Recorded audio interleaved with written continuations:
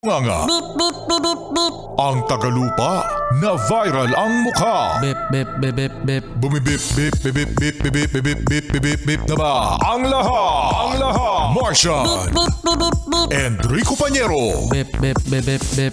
Beep, beep, beep, Bip, bip, bip, bip, bip. Bip, bip, bip, bip, bip. beep, beep, beep, beep, beep. Umaga! Mga yes, friend! Ito na ang 101.1 Yes FM Balitang Kayo ba mga Yes Friend na nakakakita ng mga ginagawang kalsada o kaya naman ay tulay o kaya naman nagbubungkal no sa inyong lugar? Ay, marami! Pagkatapos wala naman kayong nakikita na nag-aayos, no? O kaya naman tao na nag-ooperate. Ay, madami! Madami para. Akala ko ba inaayos to kalsada na to? Bakit ganun wala naman nag-aayos? Inaayos pero walang nag-aayos? Ito kasi mga yes friend, ano?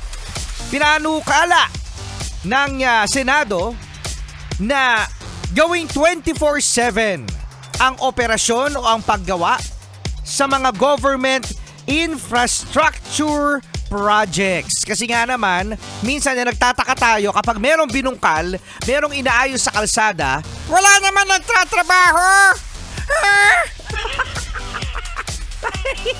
wala na katrabaho. Kaya minsan inisip natin, kaya siguro ang tagal ayusin. Kaya siguro ang tagal-tagal nung project na matapos. Kasi nga, nakikita natin mga yes friend, na wala, no? Walang nag-aayos, walang nagbubungkal. Alam nyo naman mga yes friend dito sa mga kalsada natin, no? Maliit na nga, ha? Two-way na nga mga yes friend. Yung isa, naka-block pa! Kaya lalo nagta-traffic Kaya misa kapag sinabi mo, naku, may inaayos na naman na kalsada. Paano yan? Ilang buwan na naman yan? Anong buwan? Taon! Taon ba? Tsaka maganda mga yes friend na meron kang nakikita na nagtratrabaho kasi ibig sabihin nun na matatapos siya ng maaga kasi mahirap yung alam natin mga yes friend na merong nakabukangkang doon, no? Meron dong harang-harang pagkatapos makikita mo naman na ano yan? No? Walang tao na nagbabantay o kaya wala tao na nagtatrabaho. Kaya minsan naisip mo, ano ba to? Minsan nga rin, kapanyero, wala ng tao.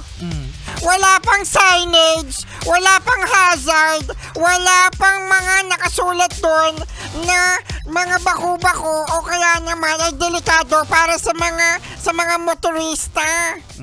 Ayan, no? Sana mga yes friend, ano, kung merong gagawin, maayos naman sana ng mabilis para maging maayos agad, ano? Ayun nga yung doon yung objective natin, maging maayos. At hindi nakatiwangwang, nakabukangkang. Bukangkang. Bukangkang. Ay mahalaga sa akin.